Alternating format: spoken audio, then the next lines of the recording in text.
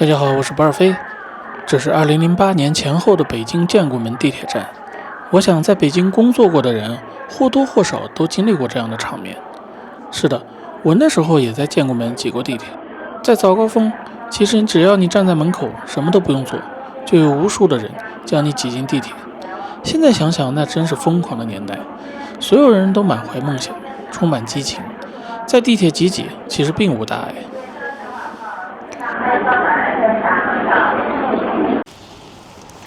大家好，我是不二飞。然后因为有點事兒需要回一趟北京，然後現在又回來了，隔了1年我又回來了。沒有任何的陌生感，就是比如說你離開一個地方一段時間以後会有很強的陌生感，我沒有。就好像我現在住在我朋友這裡，然後就好像上個月剛離開，這個月又回來的那種感覺是這樣。因為去年走的時候也是冬天嘛，現在回來也是冬天，然後覺得特別蕭條，感覺特別明顯。可能是因為是在南方待久了的原因，因为我不是今年在四川待了去了重慶，去了武漢，在深圳待了很長時間，然後又回貴陽待了好一陣子，然後又在福州，剛從日本回來。所以你轉了一圈以後，你會覺得我去，在北京，差距特別明顯。就北京的這種，也不知道是不是因為冬天的原因，覺得沒有生氣，完全沒有生氣。就你看街道上這，車也不多，人也不多。昨天跟朋友們去吃飯，去一家我們之前去過的館子，然後以前是要排隊的。現在呢，不但不排隊，裡面我們是6點半吧，快7點過去吃的，然後正是飯點的時間，就是沒有坐滿。不但是沒有坐滿，我覺得能坐1/3吧，坐了1/3的人。就以前是需要排隊的那個地方，甚至樓上有一家餐廳都倒閉了，有特別明顯的感覺。我不知道我離開北京的選擇是不是對的，但是至少，不管對不對啊，我覺得去年的我都是必須要離開的。我已經在這裡待不下去了，不是因為不能待，是因為不想待，完全不想待。就是這裡，就是因為這裡沒有任何的生活。你看我現在從朋友家走到地鐵。這條路呢，就要走將近的1公里。這1公里呢，你們看了，就有幾家飯館，然後你看招待所，可能有一家便利店，然後路上就，這還是石景山的，就什麼都沒有。你走過的地方，只有那種荒涼的感覺。你看好像有車，但是沒有生氣，完全沒有生氣。也就是昨天我們去永輝超市，晚上下班的時間，前天晚上我們去永輝超市，跟朋友去，稍微有點遠，因為那一帶呢，就是永輝算是還是比較大的一家商場，給我的感覺就是特別的明顯。這個地方，你沒有辦法跟南方比啊，你更不可能拿這個地方跟日本去比。這還有一輛218的，沒人騎着放着了，接灰了。有個有錢的大哥。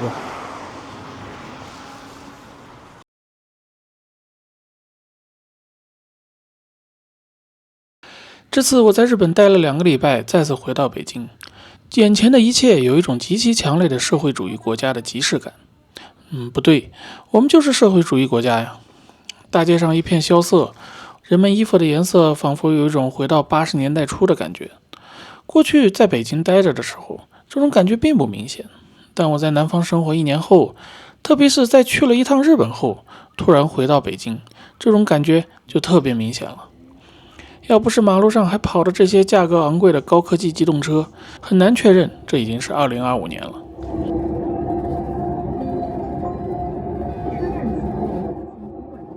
曾經北京 GDP 的增速常年保持在高位，是全國經濟的火車頭，但近2年的数據表明，這種勢能正在減弱。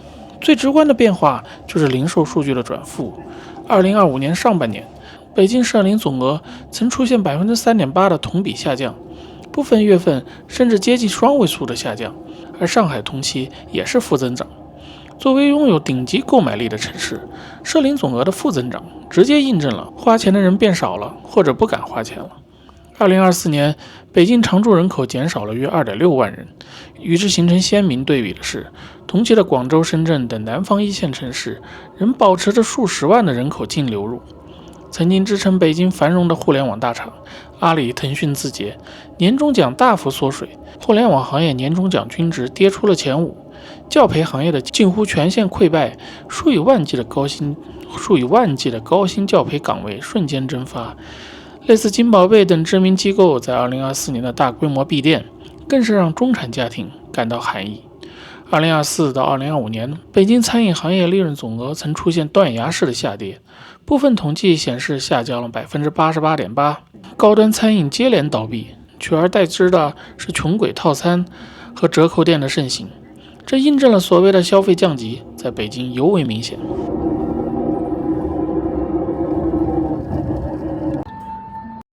這還有點吃的，這中午沒吃飯呢。看看现在北京的小吃價格怎麼樣？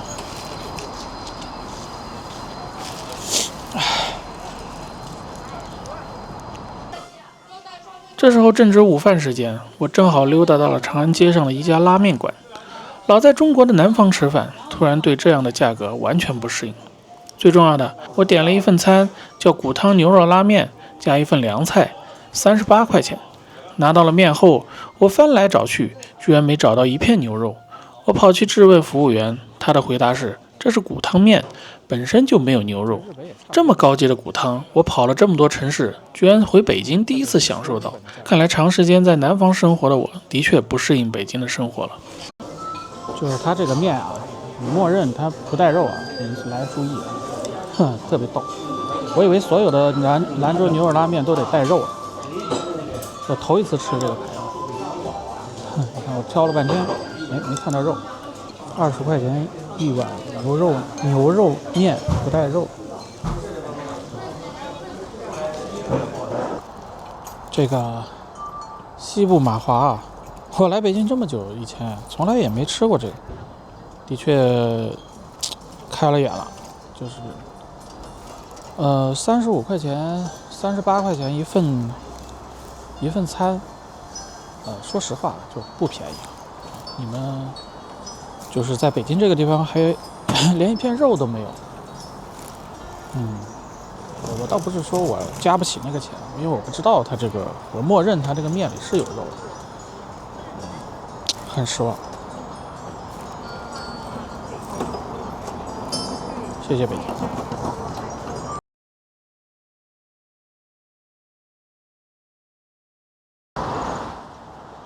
那到底是什麼讓北京再也回不到過去了呢？我覺得肯定不只是1-2個原因。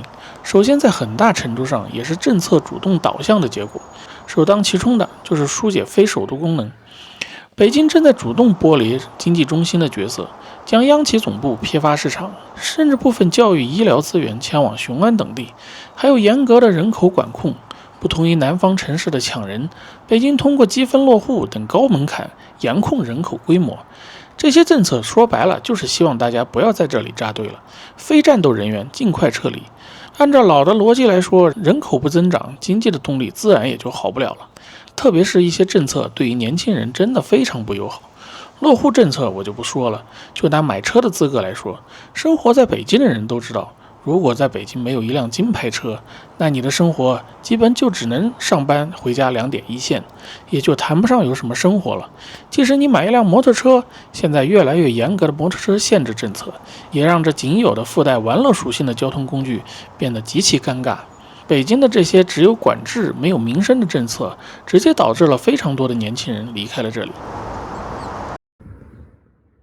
這時我溜達到了百盛，到2025年底，這個購物中心就要永遠關門了。這個商場可能對於很多北京人都有特殊意義，它不僅是90年代高端商業的地標和一代人的集體記憶，也是見證城市消費變遷的商業史縮影。你甚至可以在很多有年代的警示劇裡看到這個商場的身影。我之前沒有在這裡生活過，百盛對於我而言幾乎沒有留下什麼回憶。不過來都來了，就記錄一下它最後的樣子吧。我想在很久以後，我們可能很難再看到這樣的商業形態了。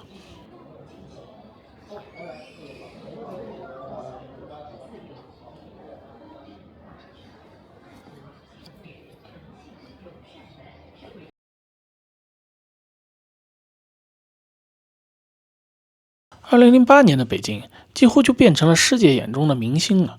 北京的人口快速增長，經濟規模也快速增長。那時候，北京就是整個北方的經濟中心。當然，它現在依然還是，但現在北京的任務變了，經濟變得不再那麼重要。北京現在只是一個政策中心。其實，北京在過去20年的繁榮一直離不開中國互聯網的崛起。2008年，奧運會不僅帶來了基礎設施的跨越式升級，更讓北京成為全球資本的焦點。隨後的10年，北京抓住了移動互聯網的紅利，中關村成為中國硅谷，風投機構密集，造富神話頻出。當然，我也是參與者之一。那時候，我基本從一個平面設計師到互聯網產品經理，同時又變成了一個創業者。反正想想那时候的北京，往好听的說，就是一個激情似火的年代；往不好聽的，就是已經有些瘋狂了。但無論如何，那時候的人都充滿熱情，這是真的。現在這些都已經成為了過去式。現在北京轉向人工智能、芯片、生物醫藥等硬科技領域，這些行業雖然層級高，但研發周期長，吸納普通就業人數少。對於普通大眾而言，科技的進步並未直接轉化為街頭的煙火氣或者就業機會，反而讓經濟活動顯得更加冷清和精英化。隨着互聯網的增長見頂，房地產周期下行，曾經支撐北京高消費的高薪中產群體面臨的降薪和裁員。當增量財富消失，過去靠溢價支撐的繁榮，比如昂貴的餐飲、高昂的房租，便迅速退潮。當然還有雙減的政策和高等教育就業市場的飽和，北京龐大的教培產業消失，數萬高薪崗位蒸發。同時，由於落後政策依然嚴苛，許多年輕人才在經歷多年的奮鬥後，因無法解決子女教育問題而選擇離京，導致人才流失。反正林林總總吧，北京過去在經濟上的優勢，現在可能都在減弱，有些是大幅減弱。你走在北京街上，這種感受是非常明顯的。我有一個北京的哥們兒，可以算是一個地主了吧。他家裡有個小院，有很多便宜的房子對外出租。他說，這麼多年來，很少有現在這樣空置了很多房子的時候。可以看到，現在北京的經濟環境有多糟糕了。北京現在不為經濟服務，不為生活服務，甚至不為教育服務，北京只為政策服務。這就是北京現在的邏輯。我在這兒生活了20多年了，我居然好像只來過一次，還是在1999年的時候，還是2000年，給忘了，從来沒有進來過，非常有意思。這時候我走到了民族文化宮，上一次來這裡還是上一次，我都忘了是哪一年了，反正至少有20多年了。我記得那时候還在弄什麼羊毛衫展銷會，這會兒的民族文化宮貌似恢復了它該有的功能。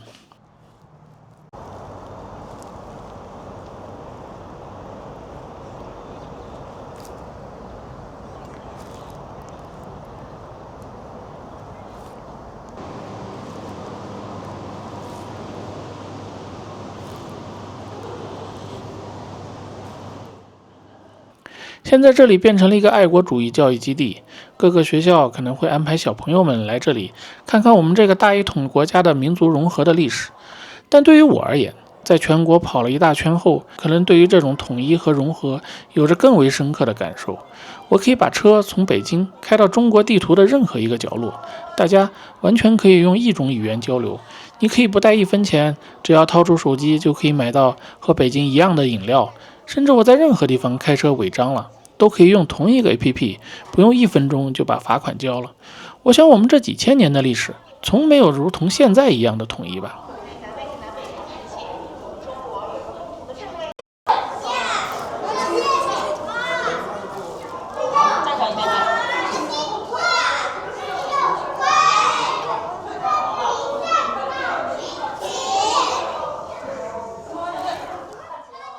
不過比起這裡裝修花裡胡哨的展館，我可能更喜歡看這個建築本身。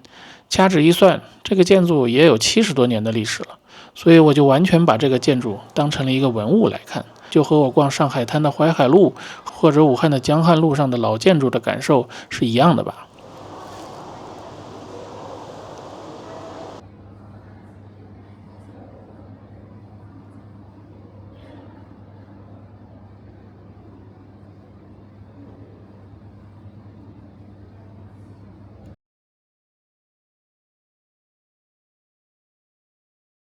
当然，最近北京也发现了没有人才是不行的。过去1年时间，北京的动作集中在精準引才和服務留才2個層面，出台了不少政策，關於進一步支持高校畢業生等青年就業創業的通知，還有一些購房門檻的降低等等政策。但這些是否有用呢？就拿 AI 來說，本質上大力發展 AI 的結果就是減少就業。馬斯克前一陣子說過， AI 將會讓大家不用再上班。我的有些朋友說這就是危言聳聽，不過在我看來，事實可能真的是這樣，只是大家數十年來的認知慣性不願承認而已。很多人可能不知道，我其實也是個科技博主，我在 B 站也有另外一個頻道，專門聊這方面的內容。如果你有心，沒準可以找到相關的內容。關於 AI 的發展，我就不在這個頻道細聊了。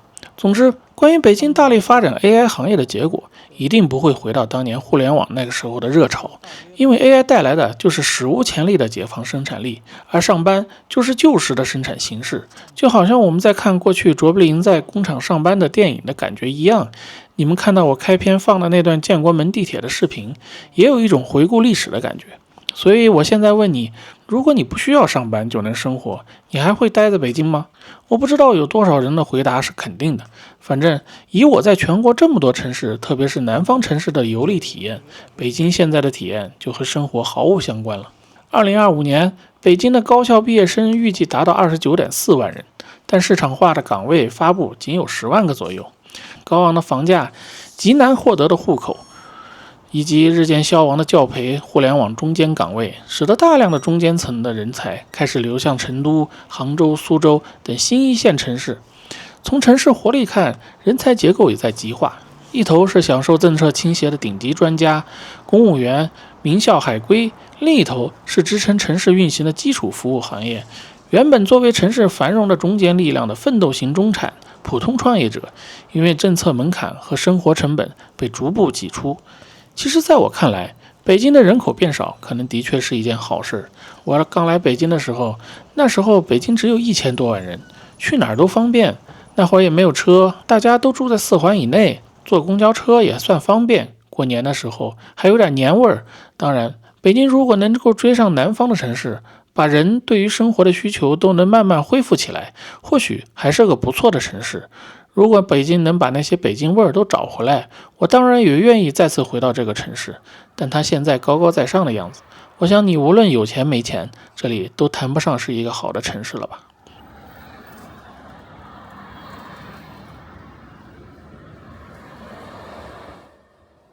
好了，你們都知道我是一個非常喜歡成都的人，我幾乎每年都要更新一集成都的視頻。